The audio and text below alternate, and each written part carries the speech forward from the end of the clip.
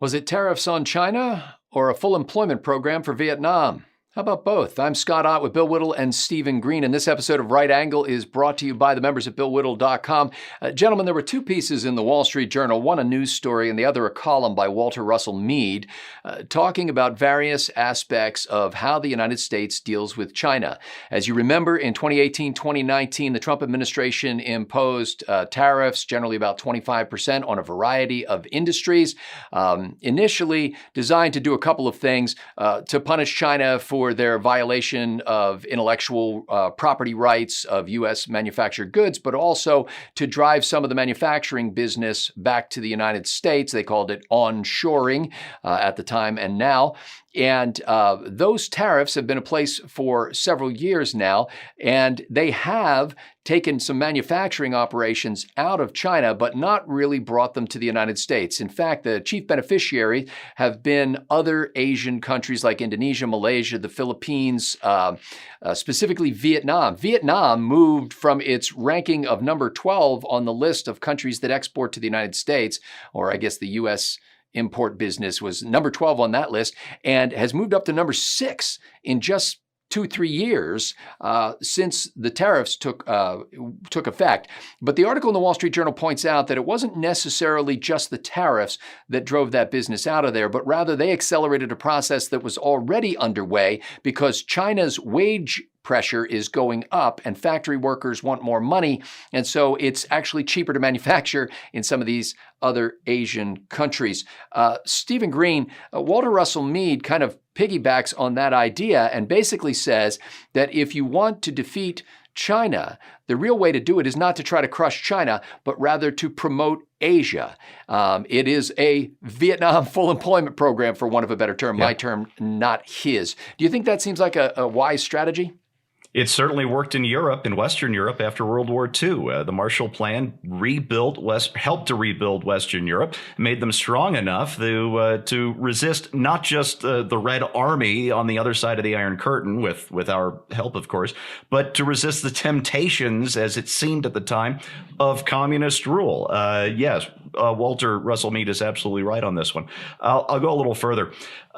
China's history with their neighbors is fairly sordid. You know, that China is the middle kingdom around which these smaller countries kind of hovered, and various Chinese empires would demand and receive tribute from all of their neighbors. Sometimes that tribute was in the form of slaves, castrated males that would be fixed and sent to China to work, whether they were from Vietnam or Korea or wherever else. And they would demand money, slaves, whatever it was. And the Middle Kingdom, China, would receive these things. So right now, the situation in the Far East is you have two great powers, China and the United States. One of these great powers has a history of demanding tribute and has territorial ambitions on most of their neighbors. The other great power, the United States, has a history of rebuilding former conquered foes like Japan, helping allies like South Korea and the former South Vietnam, and exacts no tribute, none whatsoever, and in fact helps defend these places from the big country with the territorial ambition with our own soldiers, with our own airmen, with our own navy. So as China rises, and I've been writing about this for a long time, as China rises, it is the natural tendency of its neighbors to look to the United States for trade, for security, to help resist this growing power in Beijing. But that requires something on our part. It's a natural tendency on Japan. It's a natural tendency on Korea. It's a natural tendency on Vietnam to look to us. But it isn't absolute. We have to be resolute, not by saying China's the bad guy, rattling sabers and all the rest, but by showing that we are firm and secure in our ambitions and in our treaty obligations to our friends in the Far East. When we are not resolute, you get situations like the Philippines, which has been going back and forth, China, America, China, America. You start to wonder, where is South Korea going to look? Where will Japan look in the future? Obama did that pivot to Asia back in 2012 or whenever it was, but the cover was bare. He didn't actually pivot to Asia. And that's when this natural tendency started to fall apart. We got 4 years of good stuff out of Trump, not perfect, but definitely an improvement. And we saw our alliances strengthening. As I look in the situation in the Middle East, and I did a segment on that this week. You should absolutely watch that. You should watch it twice. As we watch the situation deteriorating in the Middle East and the Biden administration vacillating and actively harming American interests in the Middle East, Tokyo will take notice. Seoul will take notice. Hanoi will take notice. Manila will take notice and wonder, should they accommodate themselves to China, or should they take a risk on this vacillator in the White House? Bill, Steve's pointed out something crucial here that echoes what Walter Russell Mead in the Wall Street Journal was saying, is that Republicans and Democrats alike tend to look at China as a growing, dominant hegemon in the region, that there are two superpowers in the world, and China is one of them. They're going to get stronger. We're going to get weaker. It's just the trend of history, and that's how it's going to go. But Walter Russell Mead tends to look at it more like pre-World War II Japan, where the leaders in that nation realized that they had a brief and fortuitous moment of industrial dominance that they enjoyed over everybody else in the region.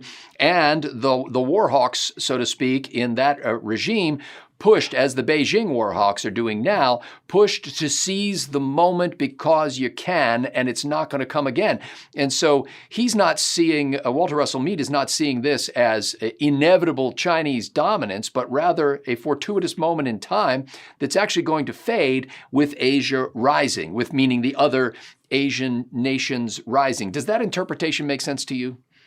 Yeah, it makes a lot of sense. I, for one, am not, look, I don't want to say I'm not worried about China. Obviously, I'm worried about China, but this business of China owning the future, I just don't believe it. I never did, and I see no indication that that's true. Matter of fact, I'm pretty convinced we're past peak China. But this analysis on part of Mr. Reed is spot on. Asia has a tendency towards hegemony. So for those of you unfamiliar with the term, hegemony is control, but it's not quite as strict as an empire. An empire has administrative control over other countries. Hegemony really is just kind of pushing your way around and getting what you want from other countries without actually having to administer them as an empire. And there was the Mongol hegemony and Chinese hegemony and so on. And what he's talking about here is that period of Japanese hegemony, which really started in the 20s and lasted until August 9th of 1945, where Japan had built up a very strong military, at least on paper. But they didn't have the industrial base to continue it, and they knew that the only chance they had would be to win a fast war. If they didn't get into a fast war, it was over for Japan, and all of them knew it. So now we see a situation where in 45, Japanese hegemony just disappears. The greater East Asian co-prosperity sphere, gone. There's this enormous power vacuum into which sails the United States Pacific Fleet. So far, so good. In the intervening 70 years or so, our dominance, our lead over the rest of the countries in the world has lessened, not so much because we've dropped the ball, as because in 1945, the rest of the world was at the Stone Age. You would expect that as Germany and Japan rebuild their economies, they're going to close the gap, and that's normal and appropriate. So you go from Japanese hegemony over the area. The United States moves in 45. We are clearly, especially with this administration, making it clear that we're not going to be there in the same capacity that we used to be. China is clearly anticipating to move into that space. They're building a blue water navy and doing their best to fill that role. So in answer to your original question, yes, the way you beat China is you take away the only thing China has, and that's money. And the reason they have money is because of their manufacturing base. Anything you can do, like tariffs, to make Chinese products more expensive, means manufacturers go to Vietnam and all these other places you mentioned. That hurts China. They've got a one-child policy, which means they got a population crunch that's coming up. That's going to hurt China. They've got all of the ills of affluence that are on their way in terms of a young population that wants all these luxuries, doesn't really want to work very hard for them. All that's on its way. And I think the main thing to do is to do everything you can to economically move any businesses out of China to the other countries in the region, like Vietnam.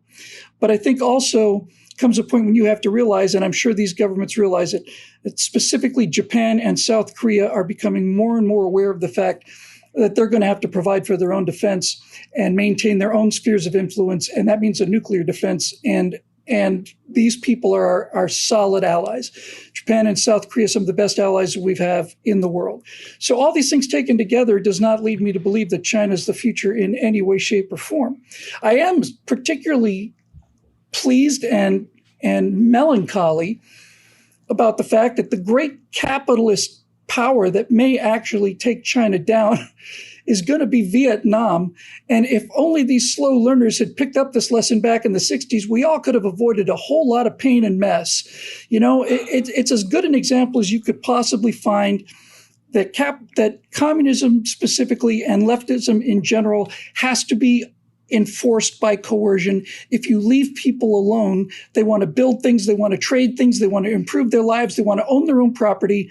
And it makes me exceedingly happy to see this. To me, it's an indication that despite all of the problems of Vietnam and all of the heartache that it cost us, we were, in fact, on the side of history on this one. And I never really doubted that. Hey, Scott, can I throw in one last thing? Yes. Bill, believe it or not, Beijing ended the one-child policy a few years ago. There's a problem with that. After 2+ generations of this, they've normalized just having one kid. You got 2-3 generations of kids with no brothers or sisters, no aunts or uncles, grandparents who have two complete sets of grandparents with one grandkid. And even though they've relaxed the policy, people are still just having one baby. By the end of this century, it's expected that the United States will have more people than China does. About 450 million here, about 350 million there. And when you have a country like China that has open access to not only encouragement, enforced abortion, if you're talking about a one China policy, and if you can only have one child, those children have selectively aborted little girls. Yeah. So you also have the societal stress coming up of a society that is way, way out of balance in terms of normal couples and all of the trouble that excess male population is going to create. So I'm not worried about them. I'm more worried about what we're doing to ourselves by far. Bingo.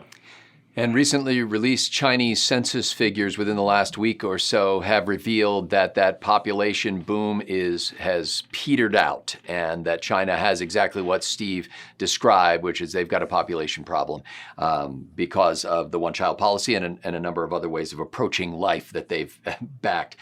This is the finish for Walter Russell Mead's column. He says, Asia's peoples and countries want to be independent and rich. Washington's job is to help the Asian dream come true. And what I love about this is that forever, as long as the United States of America has existed, we have been the hopes and dreams people.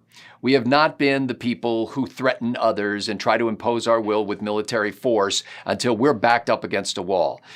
We are unnatural in the role of trying to bully other countries around, whether it's a superpower like China or smaller nations. We just don't like to do that.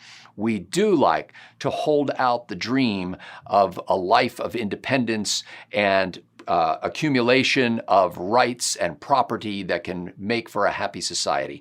And so when people from other countries like Vietnam or Indonesia or Malaysia or the Philippines look to the United States, that's still how they see us, no matter how our own intellectuals staring into their own navels have come to denigrate these United States of America. The American dream is alive and well and largely outside of the shores of this country. And so this was why this was such an exciting story to me. I mean, it's funny because we say, well, we raised the tariffs and therefore companies moved their business to other Asian nations. That wasn't really why they did it. I mean, there were no tariffs on Samsung for their phones, but they moved their business out of China anyway. Number one manufacturer of smartphones in the world moves their business out of China, frankly, because capitalism works. They looked at the cost of labor in China and they said, that's going up, but we can make things over here cheaper. And so they moved where their production facilities were, and that will continue to work. And so anytime you start getting worried about this gigantic Chinese tiger of a monster dominant hegemon in the region, you've got to fall back to first principles and say, really, how does the world work? Are they following the laws of God and nature's God and of physics and of how economies work? No. inevitably, their system cannot sustain itself because people can vote with their feet. And the only way you can keep a country like that going is if you can suckle at the teat of some capitalist nation, which is what China's been doing since at least, Nixon opened up China, as they say. You have an opportunity here as the United States of America to be what Walter Russell Mead calls the linchpin of these Asian nations, to come together with them, to stand beside them, to make it clear to China that this is where growth is going to happen in the future. And if China wants to be an honest player in that market, great. But if China wants to continue down the path of authoritarianism and control and bullying people, that's just not going to work because there are more of us than there are of them. For Bill Whittle and Stephen Green, I'm Scott Ott. Thanks to the members at BillWhittle.com for making Right Angle possible.